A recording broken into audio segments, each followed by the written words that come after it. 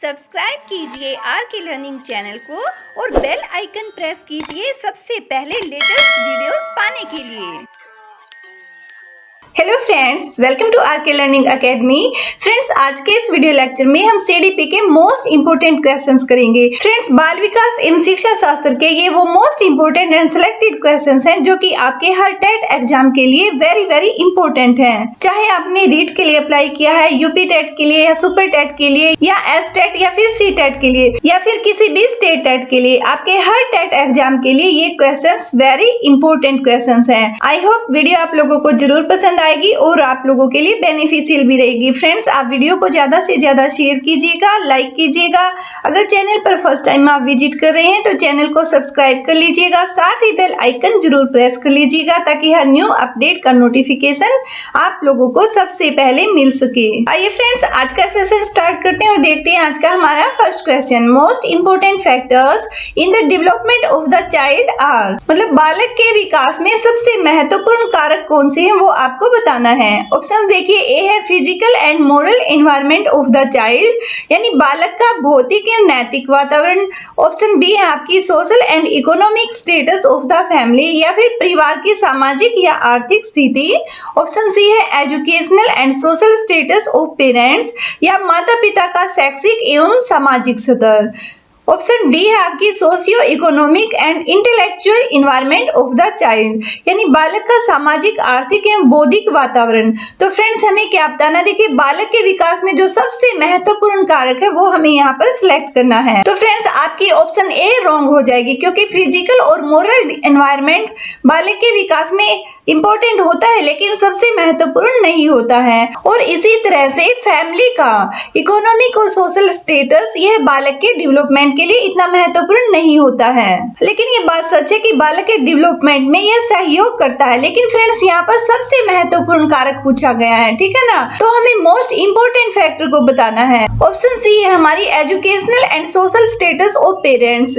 तो फ्रेंड्स, ये देखिए पेरेंट्स का एजुकेशनल एंड सोशल स्टेटस ये इंपॉर्टेंट रोल प्ले करता है, बट सबसे महत्वपूर्ण इसे नहीं कहा जा सकता, क्योंकि बालक के सर्वांगीण विकास के बारे में हम यहाँ पर बात कर रहे हैं। तो फ्रेंड्स, हमारी ए, बी और सी ये तीनों ही ऑप्शंस कट जाएंगी और ऑप्शन डी हमारी करेक्ट हो जाएगी, socio economic and intellectual environment of the child. यहाँ पर क्या देखिए, बालक का सामाजिक, आर्थिक एवं बौद्धिक वातावरण, यहाँ पर तीनों प्रकार के वातावरण की बात कर दी गई है, क्योंकि यहाँ पर सोशियो और इकोनॉमिक के साथ साथ इंटेलेक्चुअल इन्वायरमेंट की भी बात की गई है। तो उसका जो बौद्धिक वातावरण होता है वह भी सामाजिक और आर्थिक वातावरण के साथ इतना ही मोस्ट इंपोर्टेंट होता है। तो फ्रेंड्स, हमारा ऑप्शन डी यहाँ पर राइट आंसर हो जाएगा। सबसे इंपोर्टेंट फैक्टर क्या होता है बालक के विकास के लिए, socio economic and intellectual environment of the child. Next question देखिए friends, which of the following is not a principle of development. हमें यहाँ पर बताना है विकास का कौन सा इनमें से सिद्धांत नहीं है, ठीक है, नहीं है हमें आंसर देना है। फ्रेंड्स, यहाँ पर जो भी आपको प्रिंसिपल्स दिए गए हैं इनमें से आपको जो नहीं है वो छांटना है, ठीक है। ऑप्शंस देख लेते हैं। ए है प्रिंसिपल ऑफ कंटिन्यूटी। तो फ्रेंड्स, यहाँ पर डेवलपमेंट के बारे में पूछा गया है और यह तो निरंतरता के साथ ही होता है, ठीक है, लगातार होता रहता है। तो ऑप्शन ए हमारी ठीक है और हमें यहाँ पर वो ऑप्शन सिलेक्ट करनी है जो कि रॉन्ग है, ठीक है। तो ऑप्शन ए हमारी सही है। बी ऑप्शन है आपकी प्रिंसिपल ऑफ इंडिविजुअल डिफरेंसेस। यहाँ पर क्या बताना है, व्यक्तिगत भेद का सिद्धांत। तो फ्रेंड्स, ये भी होता है क्योंकि हर एक बच्चे का डेवलपमेंट अलग अलग तरीके से होता है, तो यहाँ पर जो उनका व्यक्तिगत भेद का सिद्धांत है उसको फॉलो किया जाता है, मतलब ये सही स्टेटमेंट है। तो ऑप्शन ए और बी दोनों हमारी सही हैं। तो ऑप्शन सी को देख लेते हैं, principle of proceeding from specific to general response. यहाँ पर क्या कहा गया, विशिष्ट से सामान्य प्रतिक्रिया तक बढ़ने का सिद्धांत। तो फ्रेंड्स देखिए, विकास जो होता है वह सामान्य से विशिष्ट की ओर बढ़ता है, ठीक है, विशिष्ट से सामान्य प्रतिक्रिया तक बढ़ने का सिद्धांत नहीं होता है। और फ्रेंड्स, हमें उसी प्रिंसिपल को यहाँ पर बताना है जो कि प्रिंसिपल नहीं है डेवलपमेंट का। तो ये हमारी ऑप्शन सी यहाँ पर राइट हो जाएगी, विशिष्ट से सामान्य प्रतिक्रिया तक बढ़ने का सिद्धांत, जो कि गलत दिया गया है और गलत ही ऑप्शन हमें यहाँ सिलेक्ट करनी थी। ऑप्शन सी हमारी करेक्ट करेक्ट हो जाएगी, क्योंकि विकास का जो सिद्धांत होता है वह विशिष्ट से सामान्य नहीं होता, वो जनरल टू स्पेसिफिक होता है, सामान्य से विशिष्ट की ओर होता है। ठीक है, ऑप्शन सी हमारी यहाँ पर राइट आंसर हो जाएगा। नेक्स्ट क्वेश्चन देखिए friends, who has given the theory of social learning. Social learning की जो थ्योरी है, सीखने का जो सामाजिक सिद्धांत है, इसके प्रतिपादक कौन है, ये किसने दी है? हमें सोशल लर्निंग थ्योरी के बारे में बताना है। तो ऑप्शन देखिए, ए है थॉर्नडाइक, बी है स्पीयरमैन, ऑप्शन सी है एल्बर्ट बांडुरा, ऑप्शन डी है वाटसन। तो फ्रेंड्स ऑप्शन सी हमारी राइट आंसर हो जाएगा। एल्बर्ट बांडुरा ने जो सोशल लर्निंग की थ्योरी है इसको दिया है। नेक्स्ट क्वेश्चन देखिए friends, in the context of social development which of the following stages is characterised by intense self awareness.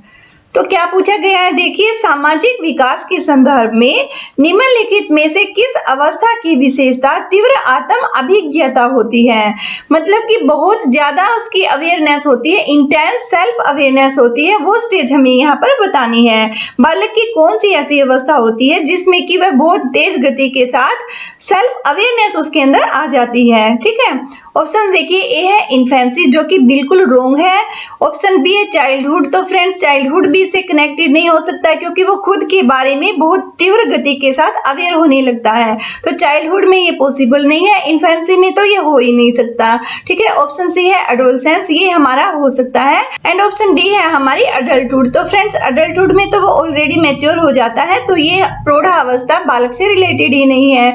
Option D भी हमारी कट जाएगी, ऑप्शन बी भी हमारी कट जाएगी, ऑप्शन सी हमारी करेक्ट आंसर हो जाएगा। तो ऑप्शन सी हमारा करेक्ट आंसर हो जाएगा। ठीक है, अडोलसेंस, क्योंकि फ्रेंड्स हमें उस अवस्था की विशेषता बतानी है जिसमें बालक तीव्र आत्म अभिज्ञता वो सीखने लगता है। ठीक है, उसकी जो इंटेंस होती है सेल्फ अवेयरनेस की, वो ज्यादा एक्टिव हो जाती है। ठीक है, ऑप्शन सी हमारी करेक्ट हो जाएगी, अडोलसेंस, यानी किशोर अवस्था ही वह अवस्था होती है। नेक्स्ट क्वेश्चन देखिए friends, which of the following is the characteristic feature of the emotional development during adolescence.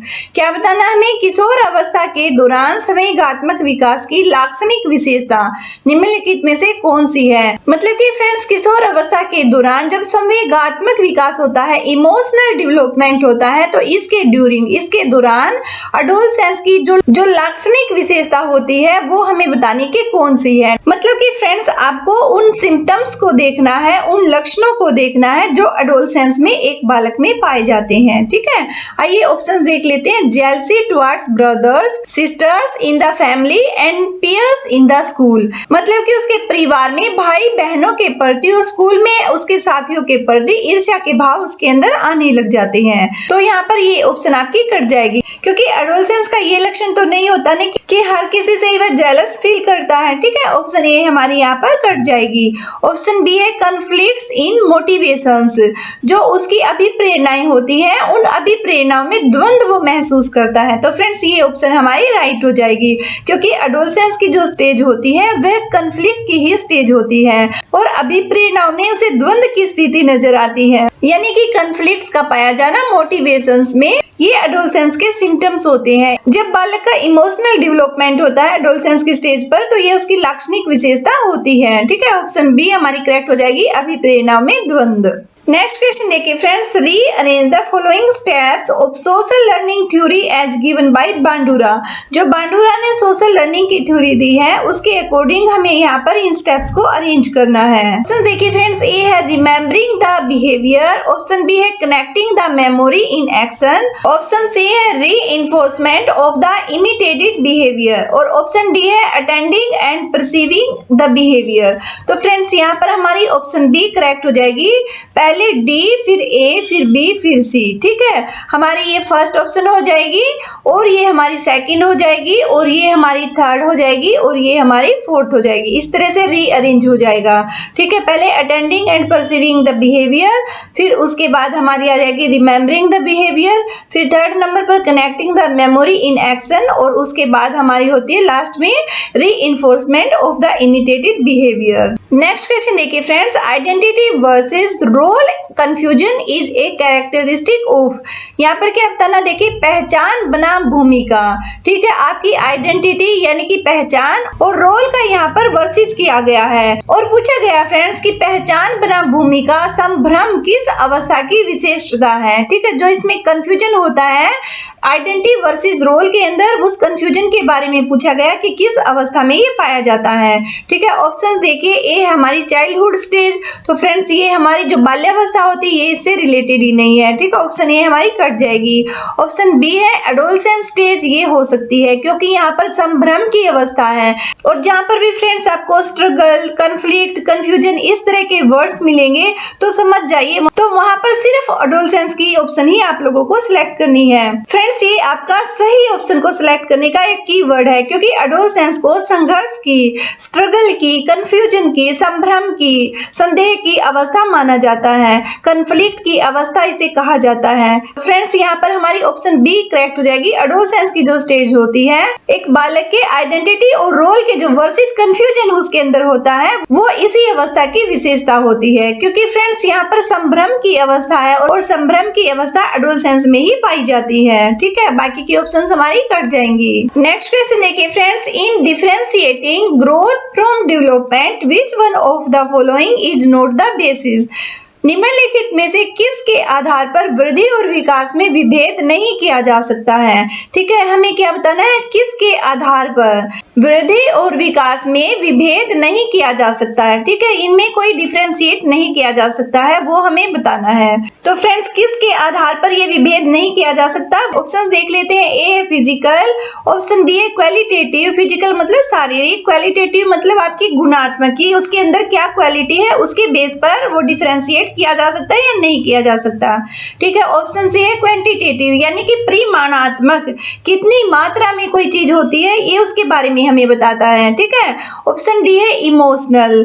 तो फ्रेंड्स यहाँ पर देखिए बाकी सब चीज के बारे में तो हम बता सकते हैं कि उसमें क्या विभेद है, क्या डिफरेंशिएट है, ठीक है। तो फ्रेंड्स हम यहाँ पर देखिए फिजिकल अगर उसका ग्रोथ हो रहा है बच्चे का तो उसको देखकर भी हम अंतर को बता सकते हैं, ठीक है। क्वालिटेटिव उसके गुणों के बेस पे भी बता सकते हैं, क्वांटिटेटिव उसके परिमाणात्मक मतलब उसकी लंबाई, ऊंचाई, हाइट, वेट ये सब क्वांटिटेटिव में आ जाता है, ठीक है। इसके बेस पर भी हम उसकी ग्रोथ के बारे में बता सकते हैं। और यही पूछा गया फ्रेंड्स कि in differentiating growth from development which one of the following is not the basis, हमें उस बेस को बताना है कि उसका कौन सा बेस नहीं है, इसके आधार पर हम वृद्धि और विकास में विभेद नहीं कर सकते हैं, ठीक है, नहीं किया जा सकता है। तो फ्रेंड्स इमोशनल संवेगों के आधार पर, ठीक है, जो संवेगात्मक विकास होता है इसके आधार पर हम उसमें विभेद नहीं कर पाते हैं। ऑप्शन डी हमारे यहाँ पर करेक्ट आंसर हो जाएगा क्योंकि इमोशंस की ना तो हाइट होती है, ना वेट होता है, ना लंबाई होती है, ठीक है। तो इमोशंस के बेस पर हम इस विभेद को नहीं कर पाते हैं। ऑप्शन डी हमारा करेक्ट आंसर हो जाएगा इमोशनल।